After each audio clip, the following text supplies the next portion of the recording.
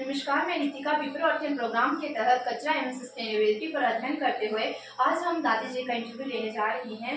तो सबसे पहले नमस्कार दादी जी। नमस्कार। सबसे पहले आप अपना नाम और उम्र बताइए। मेरा नाम आशा रानी, उम्र मेरी 73 साल। आप कहाँ के रहने वाले हैं? हवार की। आपको हवार में रहे कितने वर्ष हो गए हैं?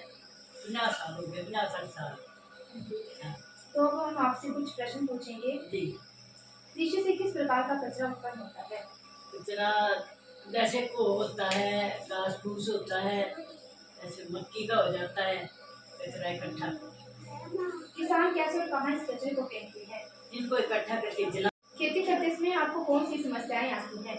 बारिश ना होने की वजह से कई बार समस्या हो जाती है, टाइम की नहीं होती बारिश, इस करके लेट हो फिर भी हो ही जाता है। खेती करने के लिए किन औजारों की आवश्यकता होती है? जैसे हल है, कुदाली है, दराटी है, ये चीजें चाहिए। खेती करने के लिए आप बीज कहाँ से उपलब्ध करते हैं? कभी घर में भी हो जाते हैं, बाजार से भी लाते हैं, कम पड़ जाए तो। आप हमें ये बताइए कि हल से अच्छी खेती होती है कि ट्रैक्टर से? दोनों से ही हो जाती है, हल से भी अच्छी हो जाती है, ट्रैक्टर से जल्दी हो जाती है, ये होता है। खेती से उत्पन्न होने वाले खाद्य पदार्थ को आप अपने पास रखते हैं कि बेच देते हैं? अपने पास ही रखते हैं, अपने गुजारे मुताबिक ही होता है। धन्यवाद।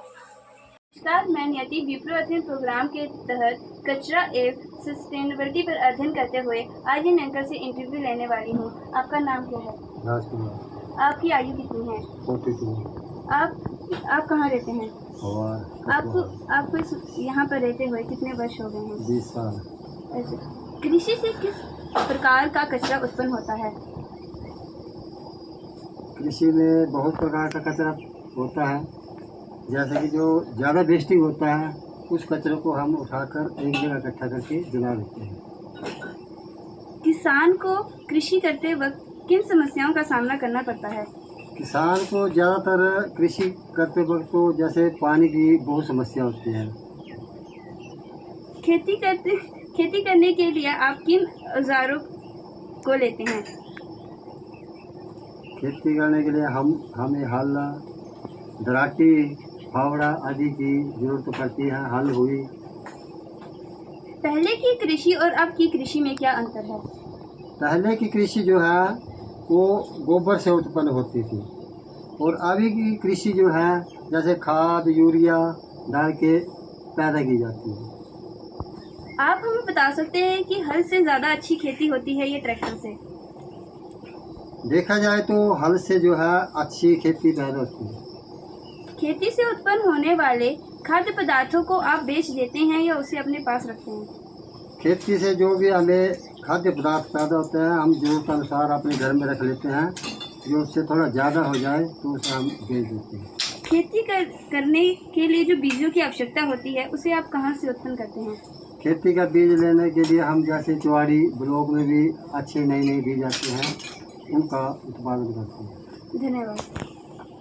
नमस्कार, मैं नितिका विप्रो अध्ययन प्रोग्राम के तहत कचरा एवं सस्टेनेबिलिटी पर अध्ययन करते हुए आज हम इन दीदी जी का इंटरव्यू लेने जा रहे हैं। नमस्कार दीदी जी। नमस्कार। सबसे पहले आप अपना नाम और उम्र बताइए। मेरा नाम अनिष्का शर्मा और मेरी उम्र 20 साल की है। आप कहाँ के रहने वाले हैं? मैं हवार की रहने वाली हूँ। आपको हवार में रहे कितने वर्ष हो गए हैं? 20। आपका पेशा क्या है? मेरा पेशा खेती बाड़ी करना है। तो अब हम आपसे कुछ प्रश्न पूछेंगे। कृषि से किस प्रकार का कचरा उत्पन्न होता है? कृषि से हमें पराली, भू इस तरह का कचरा उत्पन्न होता है। किसान कैसे और कहाँ इस कचरे को फेंकते हैं? किसान इन कचरों को इकट्ठा करके एक जगह पे जला देते हैं। खेती करते समय आपको कौन सी समस्याएं आती हैं? खेती करते समय हमें पानी की समस्या आती है और बारिश होने से हमारी फसलें नष्ट हो जाती हैं। खेती करने के लिए आप बीज कहाँ से उपलब्ध करते हैं? खेती करने के लिए हम घरों से ही बीज उत्पन्न करते हैं। पहले की कृषि और अब की कृषि में क्या अंतर है? पहले की कृषि हम हलों से करते थे और अब की कृषि मशीनों ट्रैक्टर से होती है। आप हमें ये बताएंगे कि हल से अच्छी खेती होती है कि ट्रैक्टर से? अब की खेती तो हलों से ही अच्छी होती है।